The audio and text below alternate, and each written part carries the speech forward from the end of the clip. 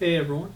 This time we read Zap, The Rise and Fall of Atari by Scott Cohen. So this book gives a really nice rundown of the history of Atari, starting obviously with its origins and then going up to about 1983 when really the market collapsed on video games and Atari had to be chopped up and sold off by Warner Communications. So at the time the book was written in 1984, not all the facts were really known about what happened with Atari, so I kind of had to give Scott a pass on that one just because, he could not have known at the time.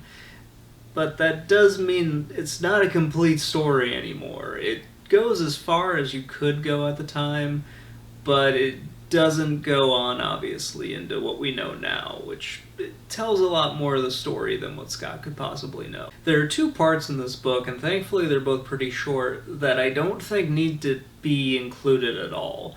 The first part is like a history of Silicon Valley, which seems really weird and out of place. I get that he's trying to lay the groundwork for, this is the valley then, and this is why people moved to it, and that's how the whole tech industry could start up here.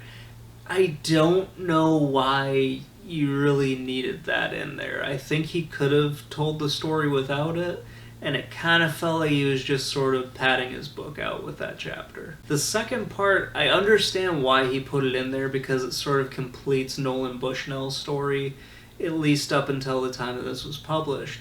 But he goes into basically Chuck E. Cheese, and its sort of history, how Bushnell started it, and how he kind of fell back on that after Atari got rid of him. He bought it from Atari, and then it goes more into the history of the business, and I just was reading it and wondering, why are we going so deep into this pizza chain, which, yeah, it's important for telling Bushnell's story, but it's not super important for telling, Atari's story. Going off of that, the book is divided really into three parts for me. I talked about the first part and the last part, which I don't think need to really be included. The second part, which thankfully is the bulk of the book, is the history of Atari. And that's the part that I really, really wanted to know about, and thankfully he goes into great detail about some parts of it. I wish he would have touched on other things, but I do understand, when this was written, he didn't know about that stuff. So Scott explains in the book that really the origins of Atari go back to a game that was similar to this. This is Space War, and it was based on a computer game also called Space War. However, the computer game was a little bit different from this one. Now, Atari made another version of this first, and it was their first arcade game. That one was called Computer Space. From there, Bushnell then decided that was too complicated and they needed to make Pong.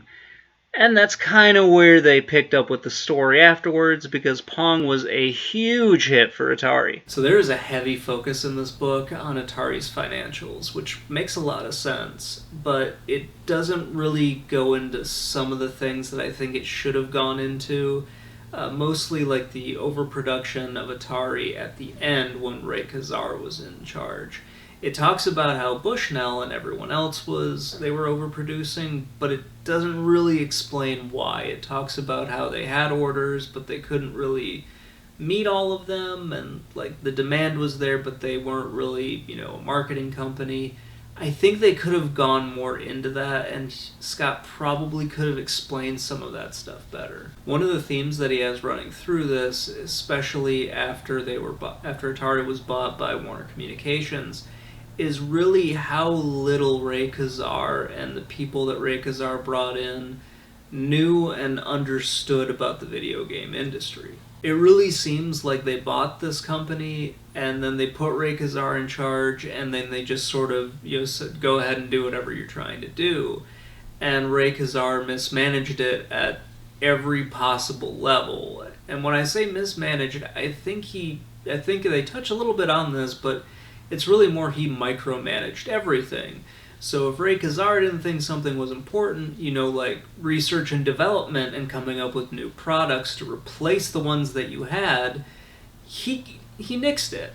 And that's one of the huge things. He nixed a lot of the things that Bushnell was trying to do. And just reading that, I'm like, well, of course you screwed up. You cut like a lot of the funding to research and development. So I do have to give Reika Czar credit on one thing, and it's the only thing that he deserves credit for. And that was licensing Space Invaders from Taito so that that game could actually save the Atari 2600, which wasn't doing very well when Warner Communications bought it, and it wasn't doing well for a few years afterwards. So I can't just emphasize how important Space Invaders really was for the Atari 2600. Space Invaders revolutionized really the video game industry, and it was hugely popular, to the point where it helped Atari get rid of a lot of their back orders that they had. The 2600 wasn't really moving very well, so when Atari was able to get the exclusive license for this, it helped really Reika Czar look smarter than he was. So from reading this and from the other research I've done, Space Invaders is the only thing that Czar deserves credit for. Because as you read this book, you find out that he alienated everyone, especially the engineers. There's some famous quotes where the engineers went to him and asked for more pay, and he told them, no, you don't deserve more money because you're no more important than the person who's putting the cartridges together.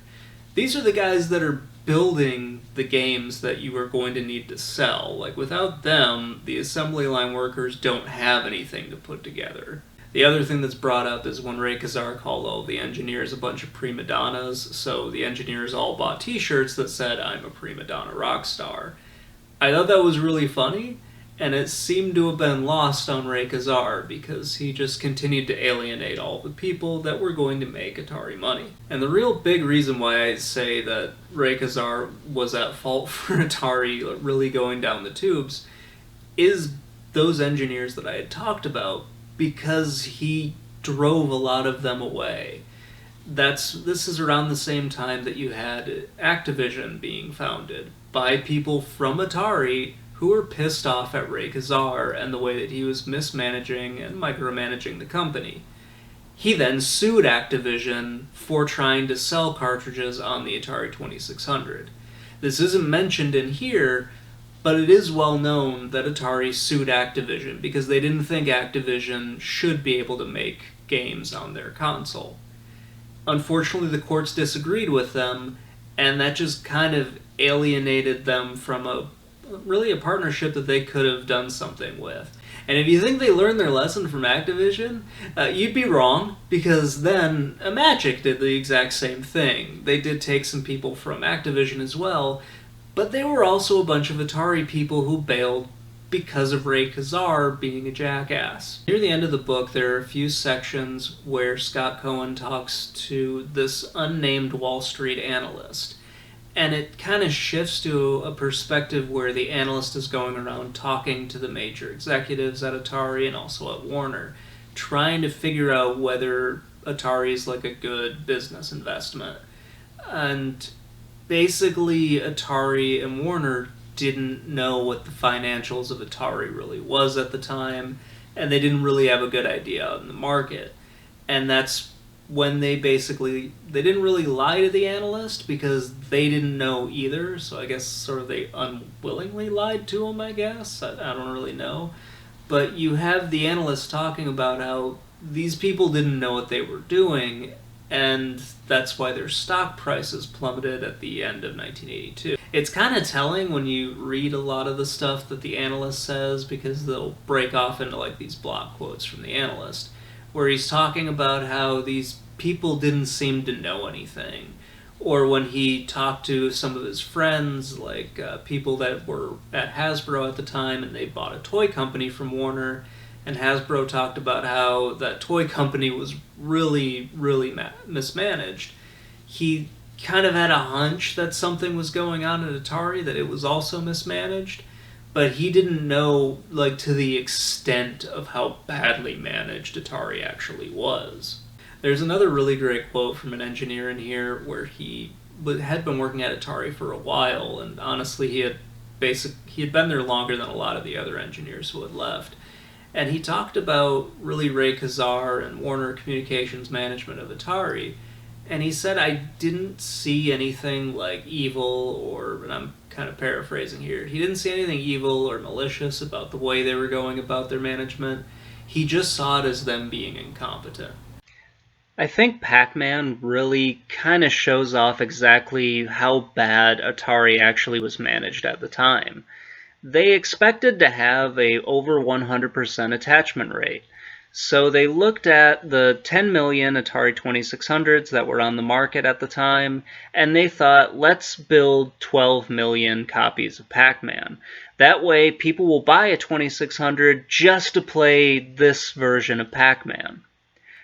Unfortunately, the game is really bad. It is the spirit of PacMan, but it's just not that great.